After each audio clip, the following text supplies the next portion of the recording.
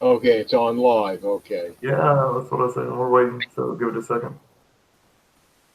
All right, so hello and welcome to the Black Tower. I'm your host, your guide, your brother, the Sorcerer Monasul.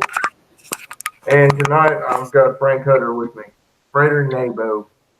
To those of us at the Black Tower, how you doing tonight, brother? I'm doing very well, and greetings, fellow occultists, as I want to Fuck say. yeah, greetings. Yeah. I want to do a quick shout out. We got Joseph March. Now that's my boy right there. I've not seen or heard from him in a while. Yeah? Yeah, it's really good to have him here. And Ethan, of course, and anybody else who shows up on here. I want to say hello and welcome to all of you. Yeah. Well, whoever gets to take a screenshot, I'd like to see who showed up. Yeah. Right. All right. So tonight we wanted to discuss the holographic universe.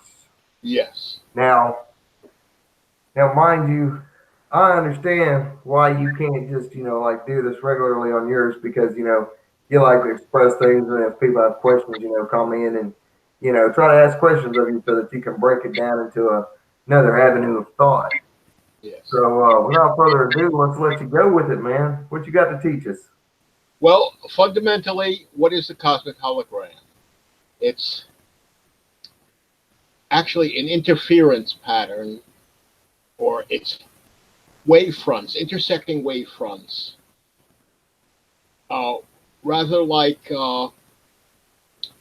throwing a bunch of pebbles into a pond of water, you have all these concentric wave fronts interacting with each other. And when the wave fronts interact with each other, it forms an interference pattern which forms matter and energy. Okay, that's the fundamental theory of the hologram. Yeah, Now, because using with what you're talking about, I've seen videos where they talk about waves and yes, how they pass through everything, but yes, solids, and then they tend to go around and they combine their strength and their power when passing between them. Is yes, this true also with the model you're describing? yes, it is. Like, let me see. Intersecting wave fronts actually forms matter, antimatter, many forms of energy, photons and whatnot, can be understood as two wave fronts interacting with each other. Oh yeah. Now, the fundamental book on the subject was called Space, Time, and Beyond. I ran into that in 1978. I was involved in something called the Hermetic Order, which is where I got the name Nebo from, although at that time they just called me Mercury because of my love of science and my studies of science. And that later on, I figured, well, since I'm of Middle East, North African and Middle Eastern heritage, I might as well change it to something Semitic like Nebo. Well, it's kind of interesting because I would have thought something like that would have been something along the lines of a grade style name that you chose at a grade. Well, we had three grades. There was people. We took titles from old world nobility. Beginners were called Sir or Dame. Sir Mercury's. What was it? There was Lady Falcon. She was the head of the coven and things like that. Let me see. Sir, Baron, and Lord. And I figured years ago when I first got on the internet, since I've been studying at the time for like 35 years and things like that, I might as well give myself the top title from my old coven. Hell yeah! I know that when I was studying through the Golden Dawn and the different grades and stuff, they were always talking about the neophyte should just go by freighter or soror. They should have no freighter and then a letter, initial, or name or anything of that sort because they are a babe of the system, and it isn't until they've passed through the first grade that they're actually given the rights or privilege to be given a name because it shows dedication and service. Mm-hmm. Uh, by the time I by the time I got up to it was a grade right before the Hierophant, I had chose Frater OSU, which is Omnia Sint Unum, all things are one. And Uh, And it's funny that we're sitting here discussing the holographic universe because I've noticed that in high magic, all the systems follow a similar type of style of creation, of creating not just necessarily from the tree of life, but they have a model. Yes. And I ran into the holographic model, and I was 78 as a part of this Hermetic order. I ran into a bookshop and saw it, Space, Time, and Beyond. Had to grab a copy. No, that wasn't the book. It was called, let me see. No, somebody's asking, Ethan, yes, we're reading, or he's more or less walking us through the holographic universe by Michael Talbot, yes, but he has an original green covered one. But we're also filling in the gaps and lines, talking about a lot of other things, tying it in together. But continue. Sorry about that. It was called Space, Time, and Beyond. He chose, if you can see it, he chose like a cartoon format, which kind of like undermined his credibilities about things. So it was pretty much ignored, except by some really advanced members of the scientific community who like latched onto it pretty big time.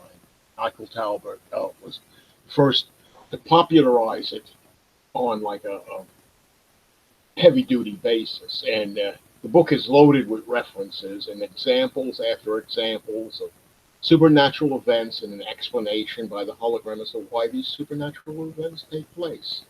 Yeah, right. Ethan here is saying, he says, I hate using the word hologram for this stuff because I think it implies a lack of reality to most people.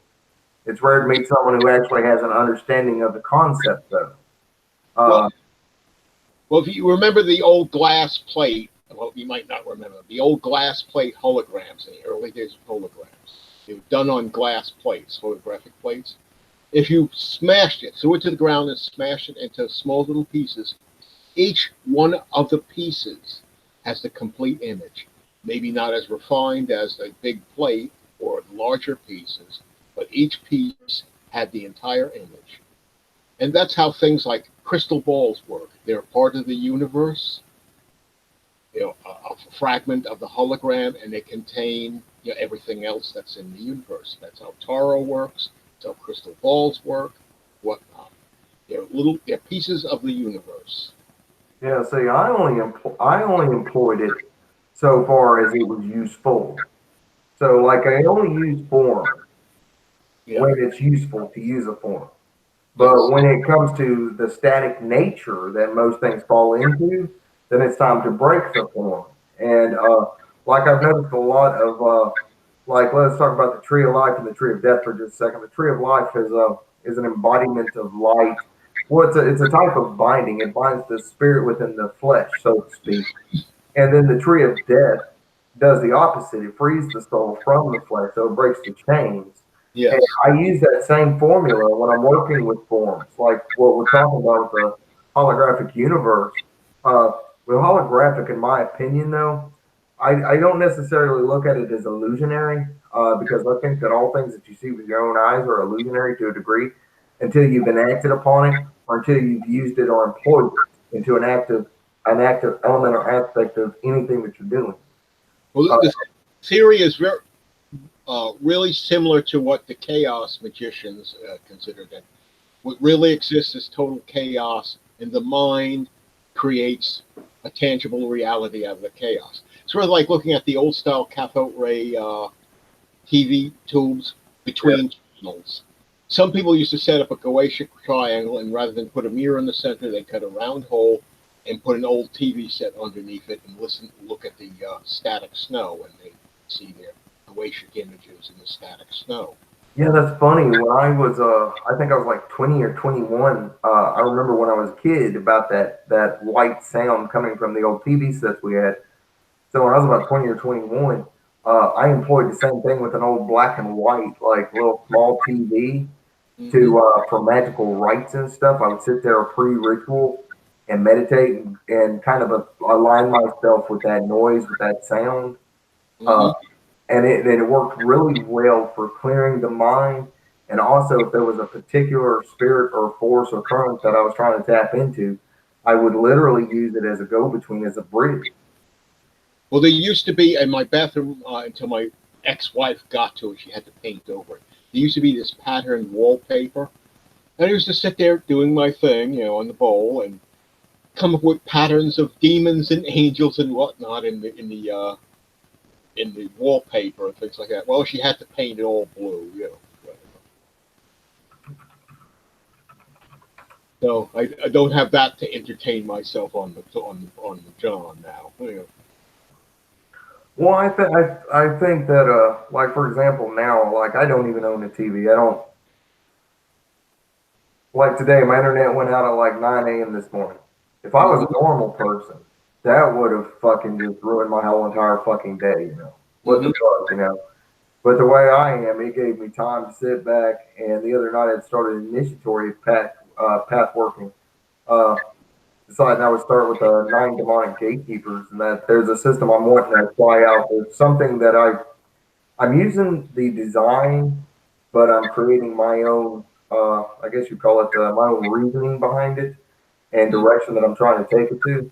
And so today was perfect to be able to just like literally have the time. I mean, I knew I had to get up with this, get up with that, get up with you, do this, do that, but it gave me time to kind of like fall back into myself and work on some shit I've been wanting to do for a while now. And during the whole process, it allowed me to actually piece it all together and come up with a firm idea of what I want to do. We talk about the holographic universe. My own channel, the Black Tower. It is a design that is not. It's fixed as an archetype can be fixed, but It's not a totalitarian thing. It's not something. It's not a solid. It's just an idea. A lot of people are dogmatic about the aspects of various spirits, demons, whatever you want. That's how they are because it says so in the Goetia or it says so in this. Actually, you can invoke the hologram and kind of like modify either existing spirits of the Goetia or any other classic reference to suit your needs, or you could create one yourself. That's what chaos magicians do. But I draw the line on worshiping Mickey Mouse statues. That's too much for me. Well, brother, you better have your fucking limits, because I mean.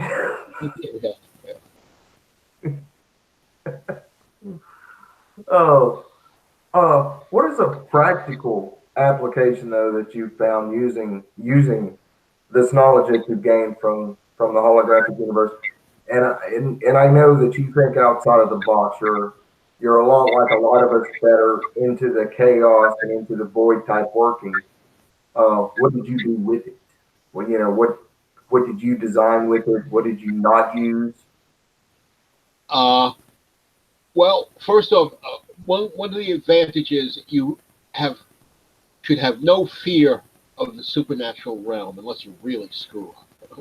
But there's nothing to fear because it's totally under your control. If you give the power to a supernatural entity, then it can harm you. Just when you invoke or invoke these entities, do not give them that power. End of story. A lot of people like to be, badass magicians, and I deal with all these dangerous spirits, and look at my scars and whatnot. I threw myself out a second-story window because the spirit told me to, and all that other crap. Hey, I'm not impressed. I'm not impressed. I'm not sure how that answered that question I had, but let's go with that. Yeah. I personally, I think that there are a lot of talent out there that rely too much on entities or spirits and not enough on their own internal genus. Their own, well, for lack of better words, the Greek genus, the spirit, one's own God self, whatever. So when it comes to stuff like that, sometimes it kind of gets me. And then there's some of us who like to. It's not that we're giving these beings power over us, but we're kind of meeting at a halfway point and saying, I'm going to open myself up to this point. And it's kind of like a form of trust, sort of, kind of. It's kind of like stepping out with your right foot and hoping like fuck they don't stab you in the back. but at the same time being prepared for it. Expect the worst, but hope for the best, kind of thing. Mm-hmm. But no, I was kind of curious about, as far as like the holographic universe and the systematic approach to it. I was wondering what part of it do you employ yourself, and which parts did you find not necessary and not very useful? Well, whenever I do a ritual, it's the presumption that I'm interacting with the hologram. That's become second nature to me. I developed this general theory of magic, which works well, so I don't have to think about it. I just do my ritual. And when I call a spirit, I kind of like design what I want from the spirit. Yeah. Or spirit or God form, whatever you want to call it. And lately, I've been working on something I call direct magic. An example of direct magic is astral projection. It doesn't involve any deities or spirits or anything like that. It's direct magic. Psychokinesis is direct magic. Pyrokinesis, which I haven't been able to do successfully, is direct magic. So I'm kind of like working on what, as I call it, direct magic without involving any deity. If you think about it, astral projection does not involve any deity, so it's the most common form of direct magic practiced by most practitioners. Astral projection is direct magic. Yeah. I don't know. Sometimes I don't get caught up in the illusion or in the trappings of it. Yeah. But sometimes when you delve deep enough, the further you go into chaos and into void, there's a lot of forces and powers that have no form. And the idea or the concept is to give them form, to give, for lack of better words, to give them place. Place in your life, place wherever you set them, wherever you place them to do what it is that you want them to do. Whether you're creating beings using that energy, whether you're connecting with beings that already exist in that setting, all these different things. But the thing that I have is that sometimes there's more force than there is form. And it's like forms really suck. And wow, that's a horrible way of wording that, but y'all heard it here first. Form sometimes sucks. We are limited, is what I should probably say. We're very limited in that aspect of what forms can we employ to use these forces. Well, if an entity you summoned, by any method turns on you, that's actually something in your subconscious, a self-defeating impulse or something. That's what's turning on you. It was within you that the spirit turned on. Well, I don't really worry about so much about spirits turning on me because there's a big difference in how you approach things, and for any seasoned practitioner, whether they're used to working with a set of, like, let's say 2 to 5 spirits, and let's say that's all they did was work with those 2 to 5 spirits. Working with just those 2 to 5 spirits gives them a general, well-based idea of how to work with other spirits, even ones they're not used to working with. Because the concept is learning that push-pull, learning the ropes, learning the rules, so forth and so on. So honestly, most of the time, I don't really have the problem with, like I have introduced a few spirits into my surroundings and working with them. They were totally cool with me, but I'll be damned if they didn't like my neighbors. You know what I'm saying? Yep.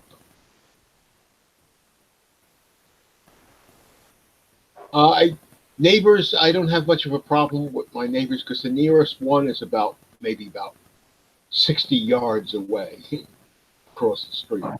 Yeah.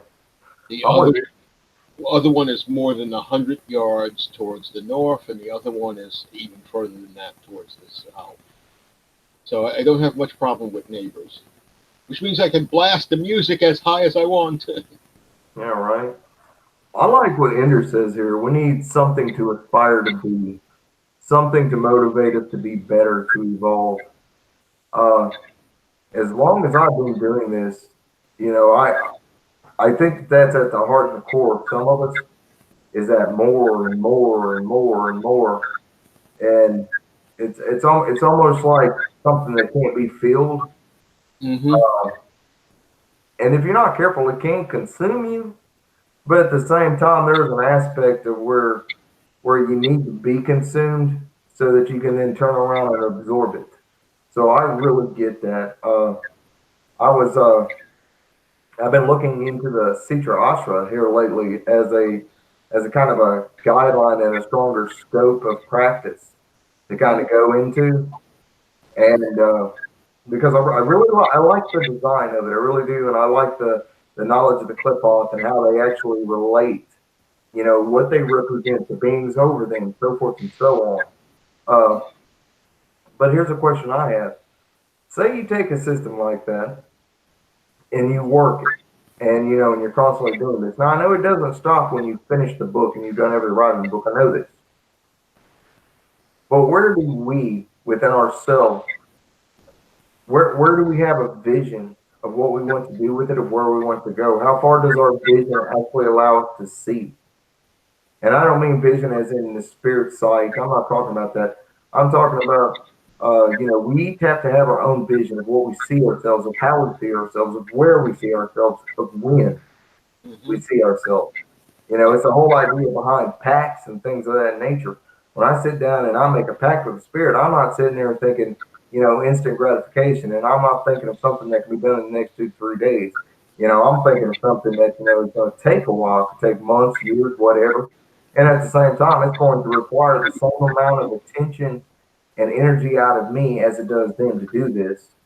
Hmm. But then at the same time, I have to remember, why is it that I want? What is it that I want? And how can the two be similar? And in that respects, I use knowledge like I've learned from the holographic universe, not necessarily word for word in the design of what they're doing, mind you, but symbolically. Yeah. You do things like that yourself. What was it? You mentioned packs. I did a blood pack to Enki years ago.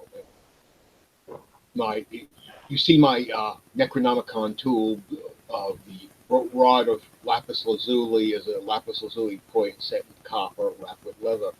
I rolled the pack, you know, blood sign pack, and slipped it into the tube, and that's where it's been since then. That Yeah. was many years ago.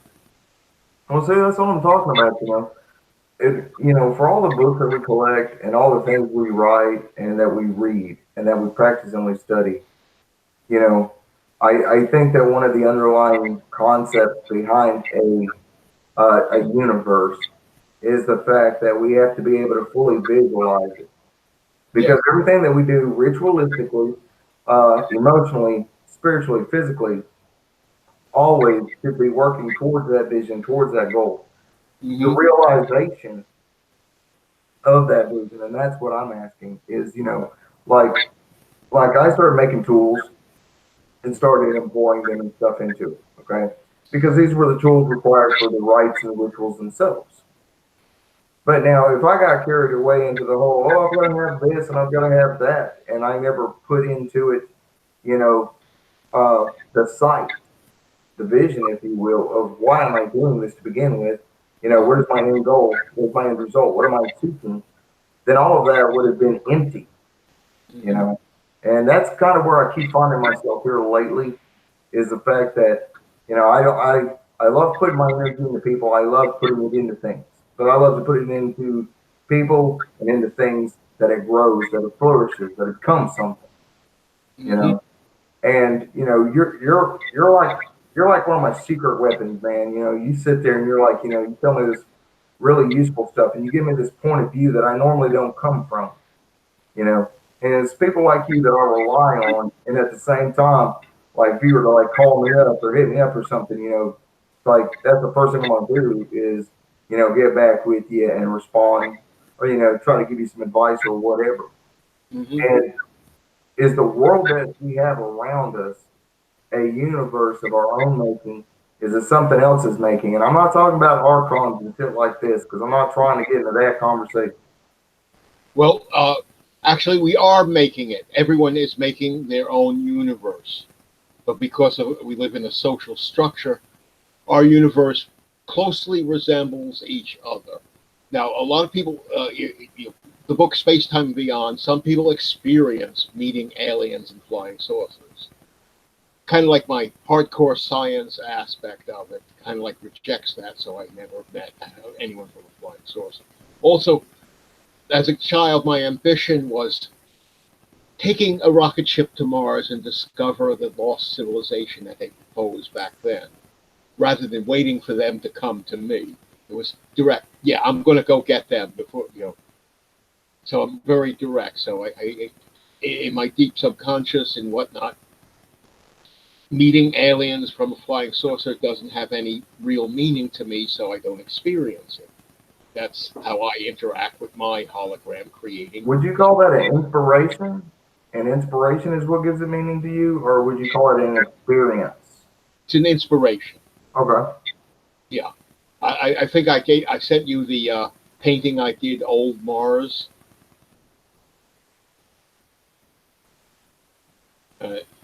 That was my first mandala. The image of the old maps of Mars with the canals on them. That was my first mandala. I would meditate. You'll actually stare at it and wonder what's like there and whatnot over and over again and whatnot. So then the 70s came along. People said surrender the ego and all that other garbage. I already did that when I was a kid on my mandala. What is it like there? And I would also go into the well, we didn't have much of a backyard, but we had a front yard. Going into the front yard at night and staring into the sky at the stars, wondering what's there, which one of these stars is inhabited, whatnot, things like that. I was very young for this. Yeah. So that was my first surrendering the ego, as the hippie drippies like to put it. You know, like you know, I never had a thing one way or another for UFOs, for aliens. When I was about 10, I was living up in Pittsburgh, and I had seen this weird three-light array in the sky, and it was moving really fucking weird. Nothing like, like aircraft of that day and age moved, and it was really fucking weird, and I wasn't the only one to see it. Yes. But I didn't automatically. The triangular configured UFO. Well, yeah, I thought alien, I thought UFO. But as I got older, I was like, I really don't know, because it is subjective. It really is. And when people talk about aliens, UFOs, or, divine gnosis or inspiration or muses or anything of this nature, how am I to know whether any of that is or is not? But what I do know is that, we all came from nothing and became what we are now. And no matter how that stage of evolution became what it is, it really doesn't matter. You got to remain open-minded. Mm-hmm. Just to be able to get the snippets of wisdom and knowledge from those different avenues. Like, I don't shut myself off to the concept of aliens and UFOs. Do I know for real? No, I don't. I know what I've experienced in life, but at the same time, I've had other people that have had similar experiences and claim it to be something else entirely different. You think of the old days, they're thinking about angels and stuff. What if nowadays angels are the aliens? I mean, come on, man. I mean, you can't. Or some people do how they interact with the hologram. They are angels. They're not aliens. But it's kind of like universe is. We have all these consciousnesses in the universe, and there are alien races way, way out there and whatnot. They're all at the center of their universe. How they interact with their hologram. And since you don't believe, you're not big on UFOs, and I'm not big on UFOs. Our consciousnesses are like very closely related. Yeah. Well, it's like we got a brother in chat, John Vermillion. Yeah. I swear, the only person on the face of this planet Earth that can get me to sit there for 3 to 4 fucking hours and talk nothing about it. UFOs, aliens, vibrations, frequencies, lights, and stuff like that. That's him. I swear I haven't met anybody that I can handle sitting there listening to for that long amount of time without it turning into, some kind of DNA thing of the ancient people and this, that, and the other. Whereas John, when he's talking, he puts that shit in a way that I swear, dude, you want to believe. Dude, it reminds me of the X-Files poster. I want to believe. Well, when I'm talking to John, that's the first thing that happens to me is I'm like, I could dig this. Mm-hmm. But then I also like if you read his writings and even some of his posts and things, where he's describing these different gateways and things, they're to a higher vibrational level, you know, and it's like he has cracked the code for these higher planes of existence, and it's it's fucking mind melting. I would say mind shattering. No. It's mind melting. Mm-hmm. Matter of fact, you and him need to have a conversation sometime because I'm telling you, John Vermillion. I think I'd like that. In the meantime, before my mind melts, I'm going to grab a cup of coffee. I'll be back. Grab a cup of coffee. Yeah. Well, the microphone's very sensitive, so I could probably carry on the conversation from the coffee pot. Right. Well, while I've got this minute, I want to say hello and welcome to all of you. I missed a lot of people coming in. Tried to catch everyone to say hello. And Behemoth X, man, from the Black Tower to you, congratulations to you, your wife, man. Congratulations on that, brother. I hope you're gonna keep us updated with some pictures and stuff, you know. Like when the baby comes in the hospital, you've got to post pictures, man. That way we can see the little guy, the little gal. Oh, someone's having a child? Yeah, Behemoth X and his wife, man. They're expecting in 2020. Who's this? Oh, you're very welcome, John. Also Joseph March. Now, I know some of y'all should know this, man. Should. It's really good to have him here tonight. I haven't talked or seen him in close to 7 or 8 months. So a very loud shout out to Joseph March. Damn, dude, you turning 50? You ain't turning 50. You lying. I thought you're like, I don't know, 42, 43, man.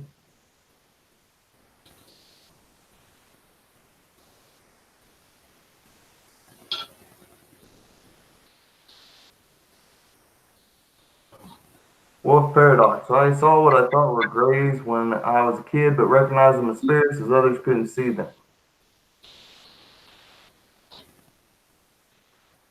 Behemoth, I agree. Think it's selfish to think there aren't other life forms on other planets. I've never for one second thought that Earth was the only thing that ever had life forms, period. But Wolf Paradox, I like that.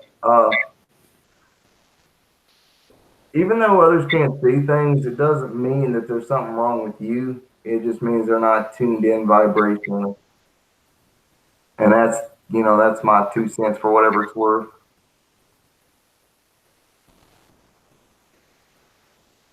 Damn right, said Sammy knows it, man. He's got his damn crawling out the motherfucking circle, demon riding like a motherfucker and tail kicking it.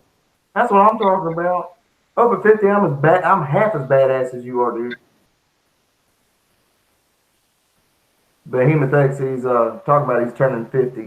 Or he is 50? He's turning 50, yeah. And I was like, oh, if I can be 50 again, I'd be very happy.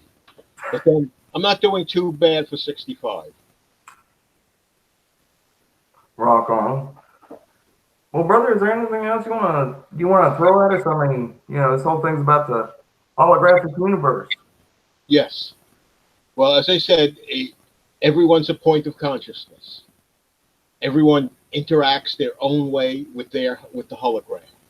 Therefore, we live in closely related universes, but not everyone's universe is the same. Don't like being neighbors, literally, physically, only energetically. Mm-hmm. I get that. That's the important lesson of the hologram is, arguing about this and arguing about that and this, that, and the other thing. And, particularly religious fanatics, it's like pointless because that's how you want to interact with the universe. I got to do a quick shout out to Nestle. They made a Nestle Splash Wild Berry. I don't like flavored water. I like regular water, but this shit is awesome. It's like cracking a bottle. What is it? Nestle Splash Wild Berry. I don't normally drink flavored water, but that shit is good.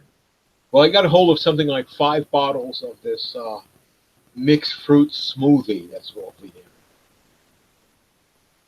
Damn, dude. I think of everything like for example, on here on like Facebook, on YouTube, uh, even in my phone with contacts and people I know and everything else. I think of it like this right here. I know for a matter of fact that there is space between each and every single one of us, like physical space, Yes. and all this, that, and the other. And I also know that we differ in opinions and thoughts and feelings, et cetera, et cetera, et cetera.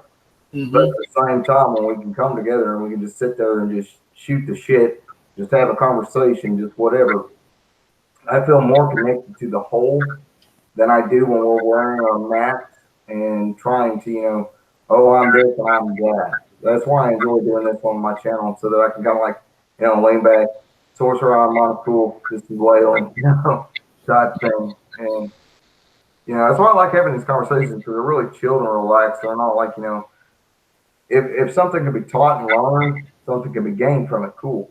But I also rely on like our viewers and stuff, give their thoughts. You know what I'm saying? Their opinions. I mean, fuck, it's what makes the world go round. What makes the world go round. I think I screwed up the way I said that, but I know what I mean. John, it probably does have crack in it, man. I'm a little hyper now. Oh shit. Hey, you got a question here, Frank. Yeah. What are your thoughts on the multiverse parallel reality? Well, that's consciousness in those multiverses interacting with their hologram. You heard it here. Man's got an answer for that. Like I don't even know how to answer that. Like my thoughts on multiverse parallel realities, I will say that they are connected, but I don't think they're connected in the same sense of like uh, currents. I think of them as like if you had like a current A, current B, current C. Well, Like positive, negative, and the neutral or the grounded one.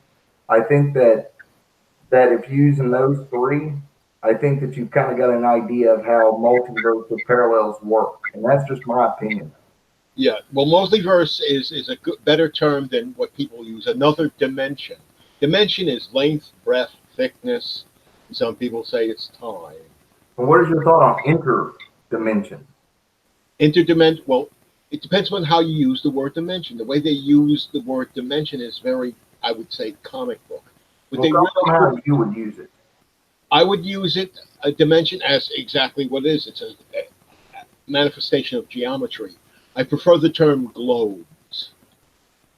A multiverse. The other multiverse is a different globe because the universe is spherical and whatnot. And whatnot. So they're different globes. They're not dimensions. They're globes.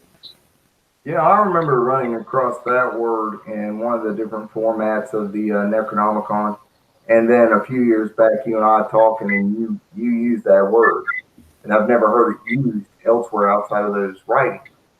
And so, and your concept of that, it actually allowed me to tie what they were talking about when they were talking about the different globes Hmm. of the different globes of how you employ them. It didn't make sense until you explained it to me. That would be the Hay Turner Necronomicon. Yeah, that would be the one, and it's and then you're sitting here saying cross through the abyss. Abysses are spaces between. They've always been to me. Now, whether Yes. that is absolutely correct, I do not know, but I know coming from my experience, my perspective, this isn't to be taught as like the law or the word, but Well, what was it? If you check out my magical adventures, my magical adventure, I experienced being outside of this universe, seeing other universes in the void between these universes. yeah, I actually experienced that.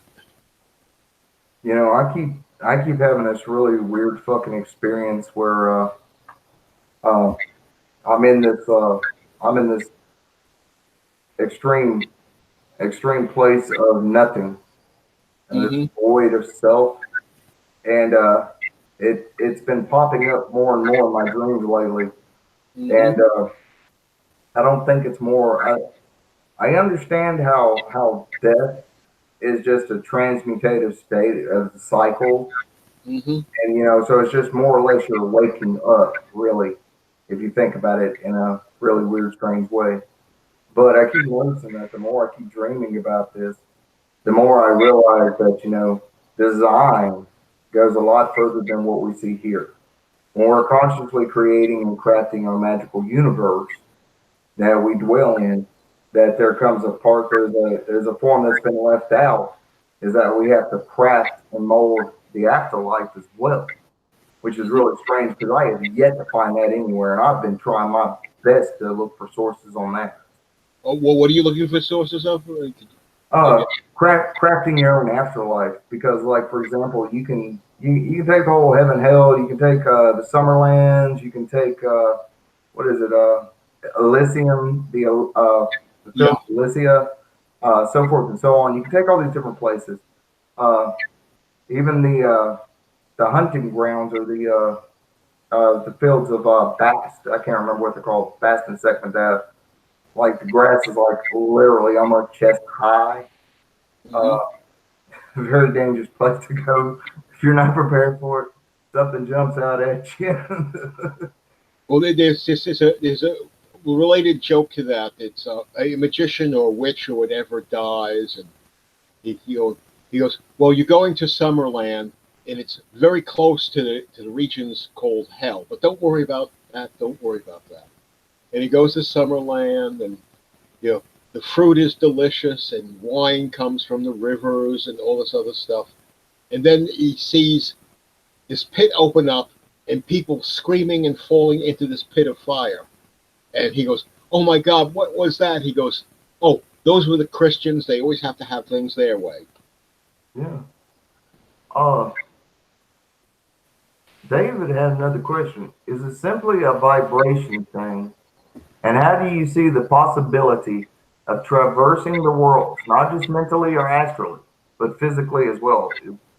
Is there a possibility in that? I mean, There's a possibility, but we do not have the technology for that as yet. We're probably at least a couple of centuries before we can do that. yeah.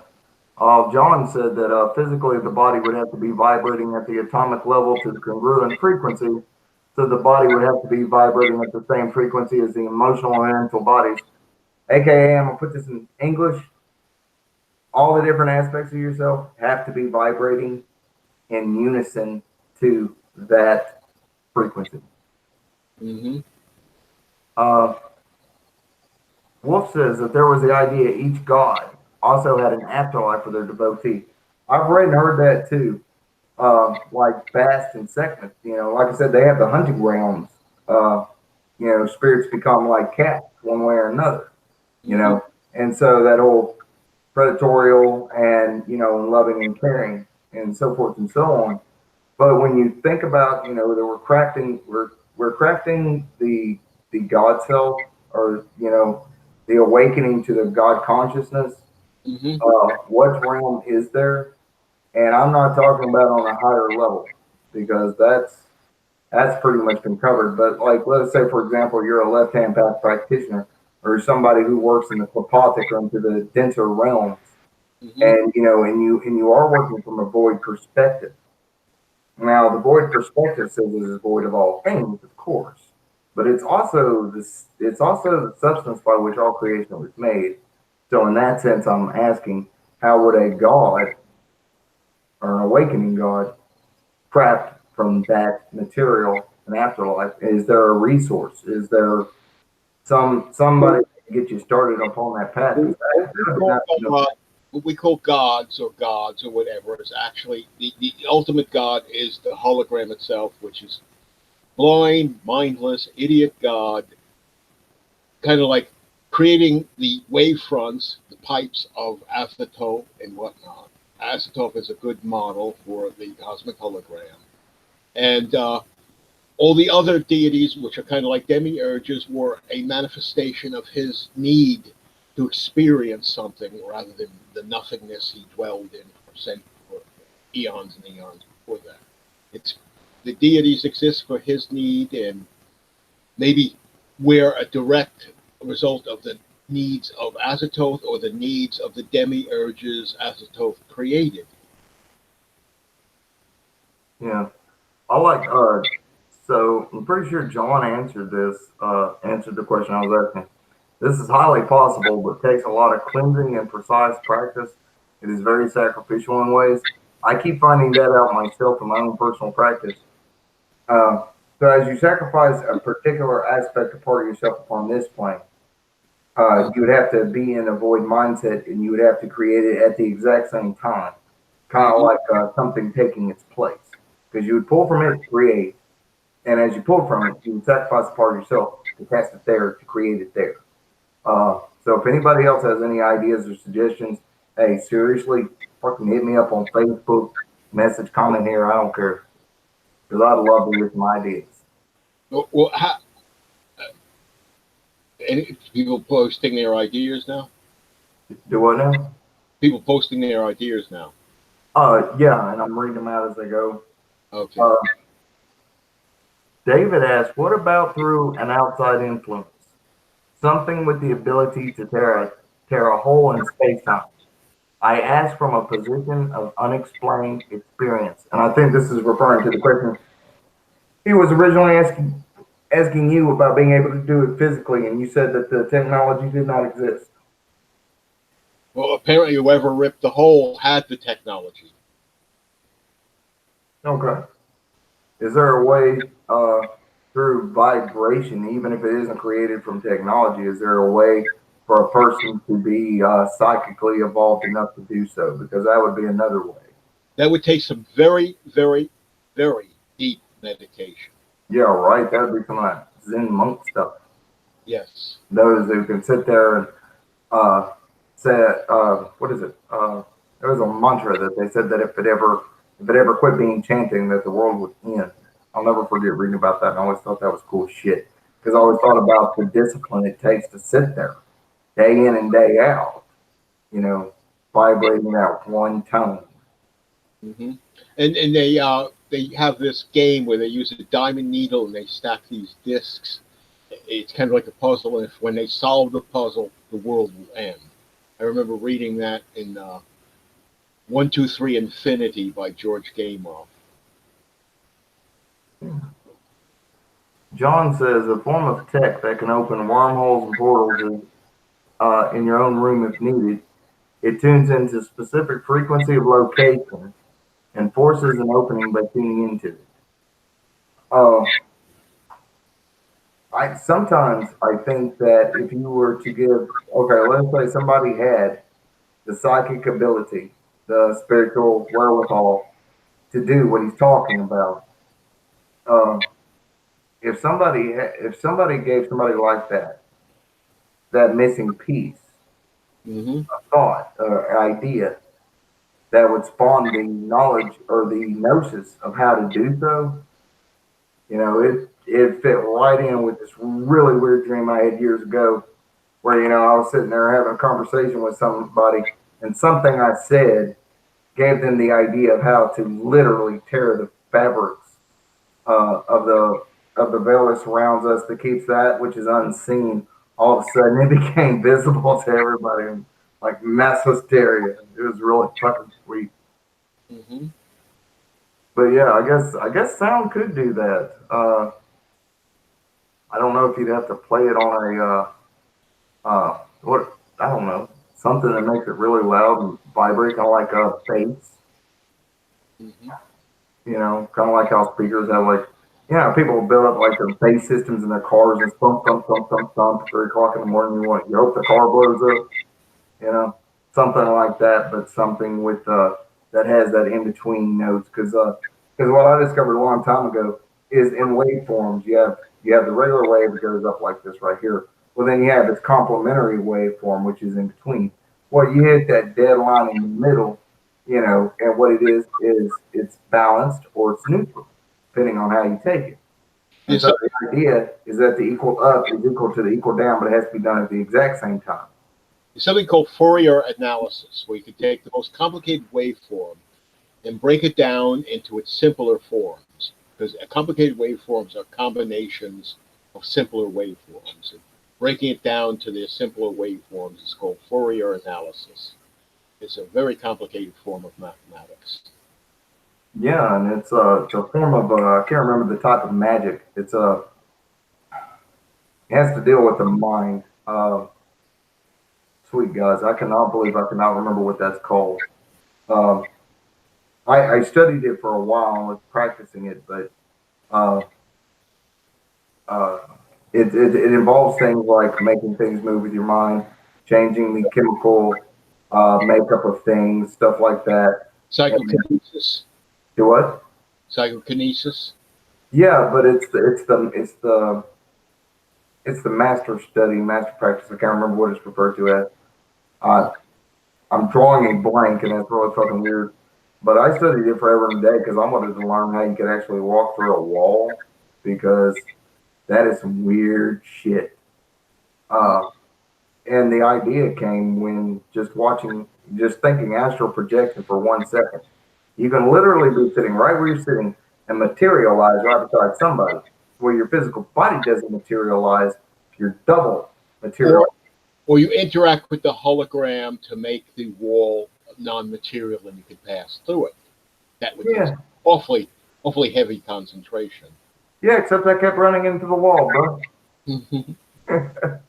So I didn't, and even though I kept being met with that, I wasn't trying to meet up to Einstein's concept of insanity. Mhm. But I let it go and I let it sit on the back burner because I do know one thing. You can never learn anything. The harder you press to know something or learn something, uh, well, you catch more with an open hand than you do a clenched fist. I Mhm. mean, that's just all there is to it. And so you have to kind of let it go so that the ideas of the knowledge can come to you. Mhm. Uh, kind of like how tonight's subject about the holographic universe. We were sitting there, we are discussing, how useful is it? Well, it's only as useful as it can be employed. Well, I have a technique. I mentioned it in my magical adventures. Is you do the lesser banishing ritual of the pentagram, or well, the Kabbalistic cross, where you imagine before that you do the actual cross. You imagine yourself rising out of the universe.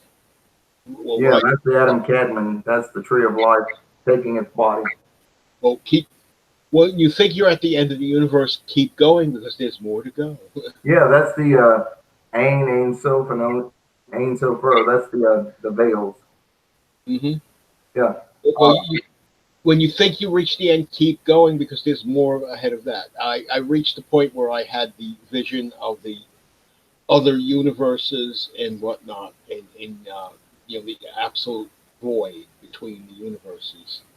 Yeah. There's an absolute void within the universes. Yeah. I remember years ago I was doing that meditation and it was really weird because as I passed through it, the very first form came upon a table where it was like I was a piece being moved by these two gigantic beings sitting there across from one another, moving everything as if it was a fucking board game, hmm you know.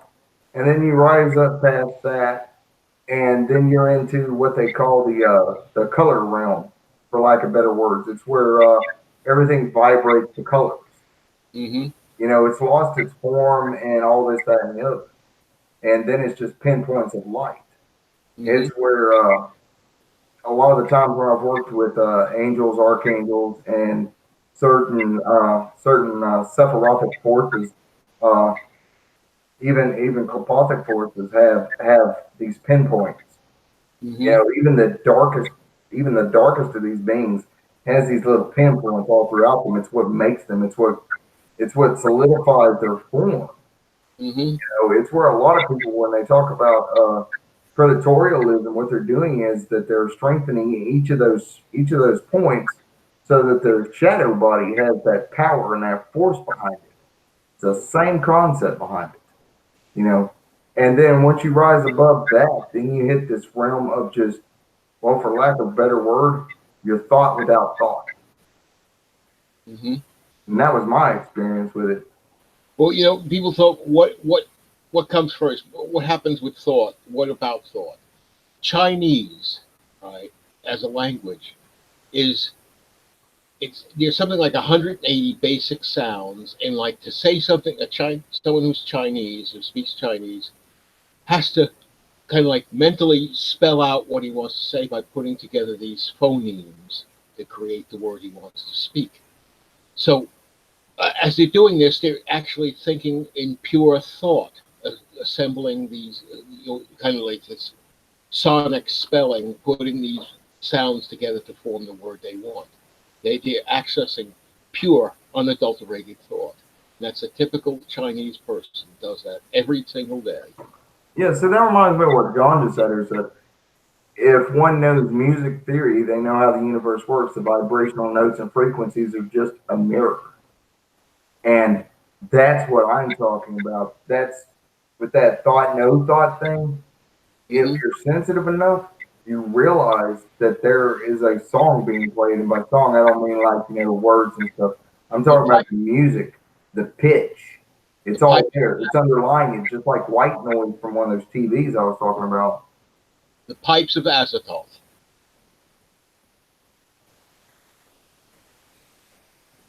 Oh, hell yeah, that's a good way of putting it. Mm-hmm. The mad god trilling on his flute Yeah. and everything dancing in a discordant, chaotic form. Yep. I Then discovered record. that though when I reversed the formula, instead of ain, soap, and ain, soap, there were three rays below too, and they're called the negative veils. And they're called negative veils for a reason. Mm-hmm. I discovered that when traversing the negative veil Mm-hmm. as more so than with the ain, soap, Aim, I'm soft, I'm soft. Yeah. Yeah. What was it? Aim. It was also pronounced. It was au. In some translations, it's soft, or. Yeah. In some translations, Hebrew is pretty funky. It's a matter of a matter of the person's style in translating it. So it was either or aim. Yeah. Uh, Mad Magician Kairos was saying he was talking to a friend about the subject. She was feeling overwhelmed about trying to understand just how many dimensions. Told her to breathe and relax. Who is Concerning who is this again? Mad Magician Kairos, Yeah. William Hill. Uh, the thing about that is that they're limitless. They're like holy shit. I think counting would drive you mad. And I'm not talking about the mad Arab mad. I'm talking about like literally.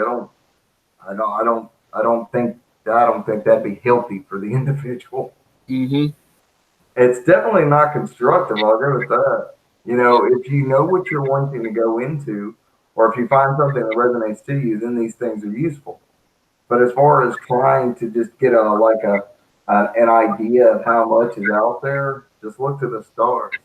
For every star, think of this right here. There's stars you can't see, stars that have gone out, stars that make up the black inkiness behind the stars that you do see.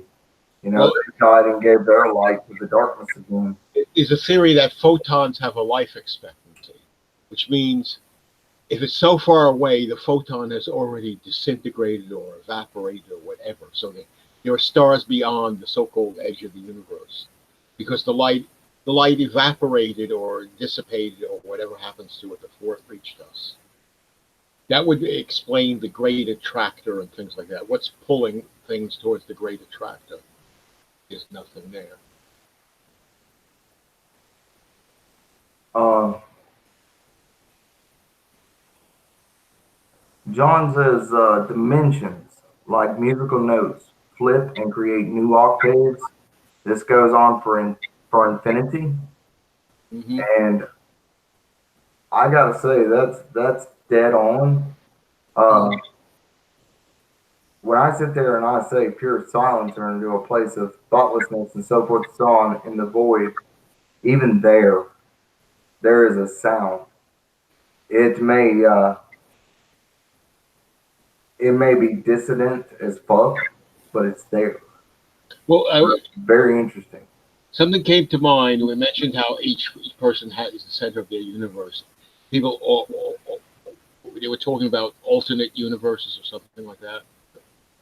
Maybe if you concentrate enough and develop your own conception of your own universe, you are that parallel universe.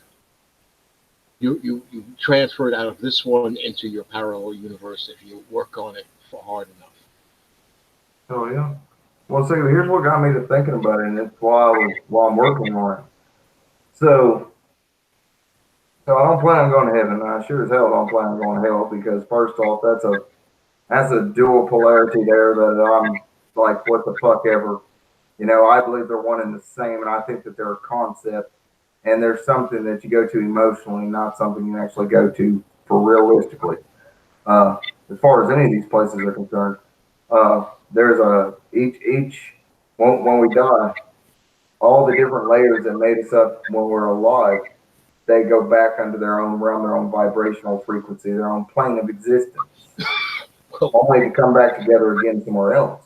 And so the concept of creating your own afterlife, your own world where you become an independent God, if you will, that doesn't return to the cycle and all this other stuff.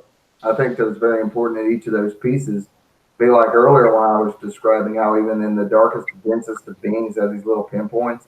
I think that there's a secret there to how you combine those and you bind them together so that even when you're breathing your last breath, you just wake up upon the plane that you've created or have created over time or whatever you want to call it.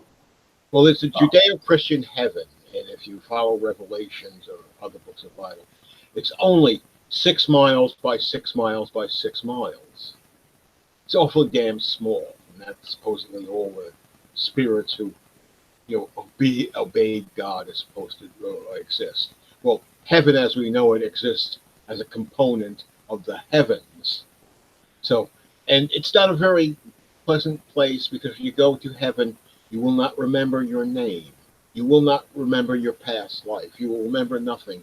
You will live in the bask in the eternal glory of God. An ignorant bliss, no thanks, I'm good.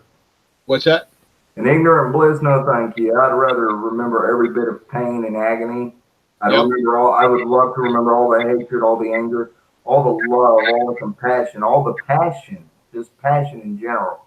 Yeah, well, they keep their paradise. Yeah, it's no wonder why we have so many junkies in this society. That's their vision of heaven. Yeah, because we're told to. Yeah. Oblivion. Yeah, I mean that's what we're told. We're basically told, oh, give this up to a higher fucking power, and I'm like, bitch, I am the higher power, and I'm giving it all up to myself. Mm-hmm. I'm clinging to this. Like there's, like even the path I walk with, which I try to harmonize it and balance it the best I can. I'm a very passionate person, good or bad. And I have things that set me off, and I have things that inspire me, and that I try to help inspire others with. Mm-hmm.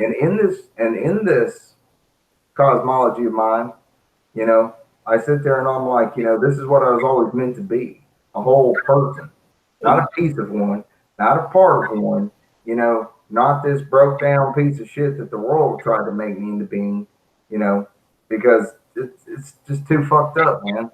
And do I want to remember this life for eternity? No.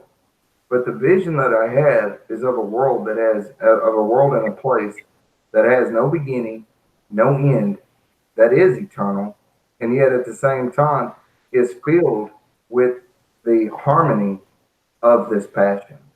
Mm-hmm. Versus, trying to leave out this bit, that bit, and so forth and so on.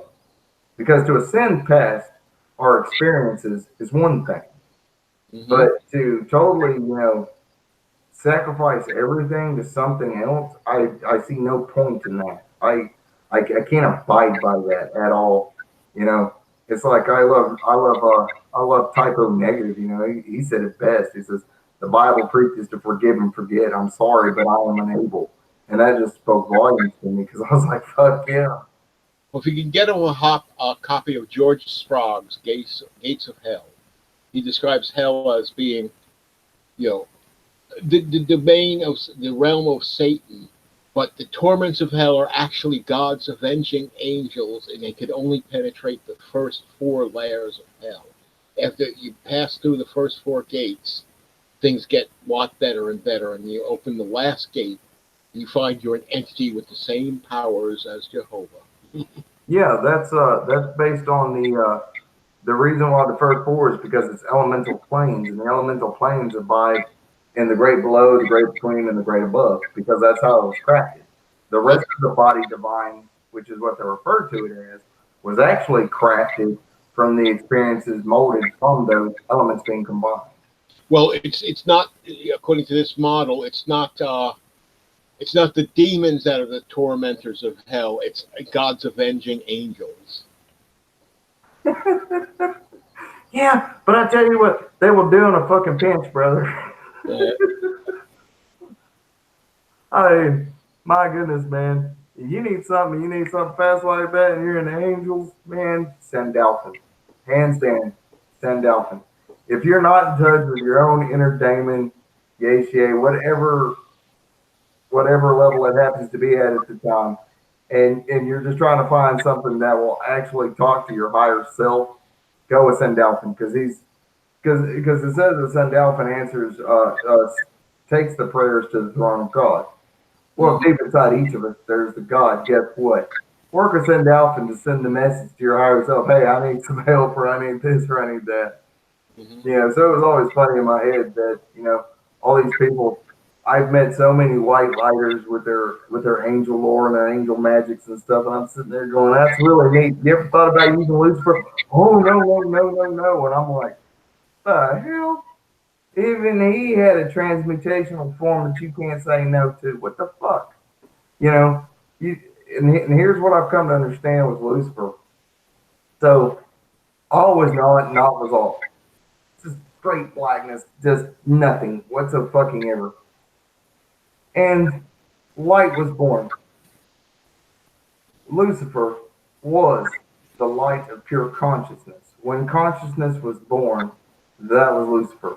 So when they say that we're each and every single one of us Lucifer, that's what they're talking about. On But you that gotta leave it to these people to like demonize. on that realm, there was a still Lucifer. Right. This was before the Latin translation of the Bible was published by Constantine. And Saint Lucifer meant bringer of light. He was a saint who brought light. Lucifer, as we know it, was known as Phosphoros from the Greek New Testament, Greek Bible. Phosphoros. Yeah. Lucifer came much later, as we know what the word was. Before that, there was a Saint Lucifer. Oh yeah. Pretty flippy.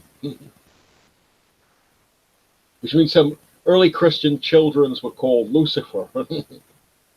Really? Oh yeah, yeah. I'd love to have been around that time. You need to get over there and do that. I'm not doing it. No, that's that rebellious spirit coming out. I can see it now. In nomine Luciferi, indeed, brother, indeed. Uh, but no, like I said, when I started that when I started this past full moon, uh, creating an initiatory pact with Lucifer, that was the very first thing I was shown, and it's just been blowing my fucking mind because like I'm used to spirits coming and going, I Yeah. really am. But when you wake up and you can feel that presence right there, and it's just constantly guiding and directing you, that is the shit. You know what I'm saying? That constant note, I can deal with that. I can handle that. You know, because I believe in taking that knowledge and doing something with it. Actually doing some work. Not just relying on the spirit to do something. But when that first thought came to be, that is the spirit of pure consciousness, I was like, holy shit! Then Lucifer can never come or go. Lucifer can never be summoned. Lucifer can be awakened within us, Mm-hmm. and that follows right along the path of apotheosis. I call it. Yeah. So, and that's just one take on it because I know there's lots of people, they take it different ways. I can take the Queen of Hell and call forth Lucifer under the name that they use for Lucifer there. And Lucifer appears like outside of me in the form given. And that's a badass form because, I mean, dude got some big horns. I'm going to give him that in that form. Someone once told me, I can't remember who it was, says Lucifer in the earliest versions of the Bible was actually a Babylonian king who was an enemy of the Jewish people, and that later they wrote of a spirit being Lucifer, phosphorus. So I don't know. Yeah. It's like John here saying, void is clear light, reflected light, white light. Mm-hmm. I think of it as I hate using terms like dark and light. I really do, because you have to train yourself to break the definitions, to redefine them for yourself. Mm-hmm. And then comes the problem of when you're trying to convey these same ideas to others, unless they themselves have gone through the process of redefining it. They can only keep up with you so much as they are able to. Mm-hmm. You know, and that's why things like the holographic universe we were discussing. That's why it's so important understanding that it's only as useful, or it's only as effective as it is useful. I just want to ask you, amongst the people gathered there, is anyone named Michelle? No, I haven't seen anybody there. Oh, okay. Probably couldn't make it. All right. Yeah. But brother, is there anything else you wanted to throw out there at us, man? That's about it. If anyone has any more questions and whatnot. So we're gonna open it up. You guys got any questions? If you would, please put them down here, and we'll get Frator Nebo here to answer them. But yeah, it's really interesting, the concepts that you can come up with. Uh, Everybody having a thought or an opinion, and it's always going to differ. Yes. So, like when I get on here and I'm talking, I'm doing something like this, I can only express or convey my own thoughts, my own feelings, my own opinion. Mm-hmm. And even though I'm firm with them for myself, I don't try to impose them on others, Mm-hmm. because that's not the idea. Because it's like people have opinions, and whether you like them or not, they fucking have them, and everybody should be welcome to their opinion. When it starts turning into a name calling and an argument like that, yeah, it needs to be, that shit needs to be cut off. But when it comes to actually just openly, honestly, without any kind of venom, just, you know, just voicing your shit, sure, fuck, go for it. Well, I I'm know. planning on opening the doors of the Black Tower soon to be able to take in more members. I mean, which we do, but we have a few questions that we ask people. But I'm gonna start spamming it on Facebook for anybody who'd be interested in joining. Uh, it's not just about the Necronomicon; it's about sorcery in general. So a lot of left-hand path mixed with uh, some higher thought, for lack of better words. Yes, we do discuss the Necronomicon quite a bit, but we use knowledge from different systems when integrating it or describing it. Mm-hmm. So if anybody's interested in that, I will be doing that in the next few days, getting that set out there. Frator Nebo here is one of our original members. He was, I think you were the fourth person there, brother. Yeah, yeah. Something I was really, really early there. Yeah, back when we had like 5, 6 people, Mm-hmm. which is really small. It's not about, we don't do the number thing. Well, I really don't. Quality over quantity every single time, because, come in, be yourself, share it, share your knowledge, share what you know. Take what you can from things, and then whatever you can't, let it go. We don't really necessarily have a pecking order at all in there, because in the Black Tower, it's all about brothers and sisters. It's about kinship. It really is. It's not about egos. It's not about who knows more, who's bigger, better, who I think folks out. showed up. We were talking about egotistical people and braggers and whatnot have weak egos. People with strong egos don't have to brag. They don't have to put people down and whatnot. So, David, I'm interested. Question: does the Black Tower refer to the Tower of Goth? Indeed, it does, brother. Indeed, it does. Standing at the center of the 8 spokes, the wheel of chaos. It also is symbolic of Babel.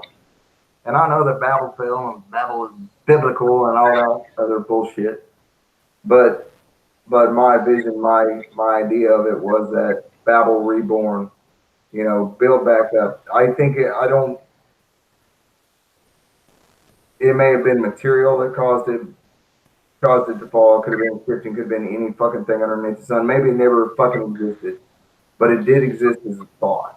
And the thought is that it was a powerful place to reach great heights of power and to imbue mankind with that power. And it followed through with the Tower of Koth being the center of oneself, one's stronghold, one's inner stronghold. And, you know, it's not necessarily that everybody's underneath one roof. We are in the Black Tower itself as a faithful group, but the Black Tower is each of you. So, yeah, I hope that answered it. And Darius, be more glad to be there. You can actually do a search for the Black Tower and look for my key. But what is it? So speaking of towers, I have a bit of a joke here. Go for it. With the Tower of Babel, and you know, it was actually pre-scientists and whatnot. There was one pre-scientist. He's just showing another pre-scientist his new invention. He says, "I call it black powder. See, you touch it, and it bursts into flames and whatnot." He goes, "I made 8 camels loads, and it's piled up against that wall. On the other side of the wall, another pre-scientist is showing another pre-scientist. This is my latest invention. I call it the lightning rod. Think about it."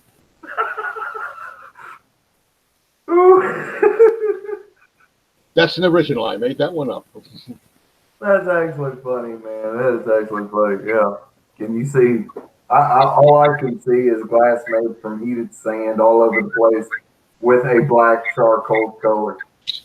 Well, brother, we don't have any questions apparently, and it was awesome having you here tonight, man. Thank you. Okay, it was my pleasure. I really enjoyed this. Hell yeah, I enjoyed having you here, man. And I want to say thank you to each and every single one of you out there. One day, Darius, I'll do a video full in detail about the key and its symbolism and its meaning, because it's fairly deep, brother. But until then, I want to wish each and every single one of you peace, blessings, and power. And thank you, each and every one of you, for being here. Okay, I guess I'll sign off.